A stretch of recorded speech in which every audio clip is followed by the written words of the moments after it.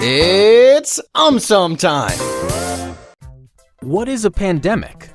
I have no idea, but pandas are my favorite. Oh, A pandemic is the worldwide spread of a new disease. On the 11th of March 2020, WHO characterized COVID-19 as a pandemic. The Spanish flu of 1918 is considered to be one of the deadliest pandemics in human history. It infected more than 500 million people. Pandemics are generally classified as epidemics first. An epidemic is a disease that affects many people within a community, population, or region. An epidemic becomes a pandemic when it spreads to multiple countries or continents. The Zika virus outbreak as well as the Ebola outbreak are both classified as epidemics.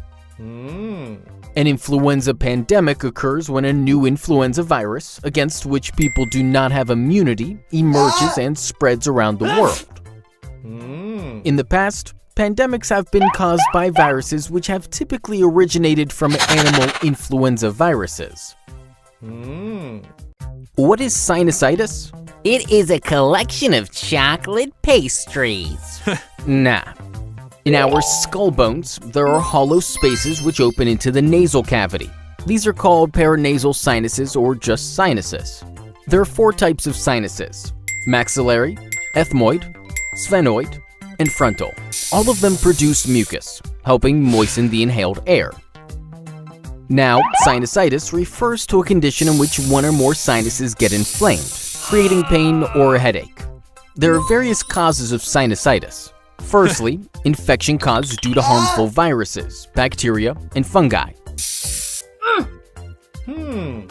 Secondly, anatomical deformities in which the sinus openings are too small, making it difficult to drain the excess mucus. As a result, it becomes an ideal environment for illness-causing germs. Lastly, smoke or allergens like pollen, dust, etc. can also lead to sinusitis. Now, acute sinusitis usually lasts up to 4 weeks. Subacute sinusitis persists for 4 to 12 weeks. Chronic sinusitis lasts for more than 12 weeks. Recurrent sinusitis occurs when there are 3 or more episodes of sinusitis within 1 year. What is an allergy? It is a magic spell! No. Allergy is an overreaction of our immune system to usually harmless substances like peanuts, milk, pollen, etc. These substances are called allergens. Our immune system has white blood cells or lymphocytes which protect us from foreign invaders such as bacteria, viruses, parasites, etc. These invaders are called antigens.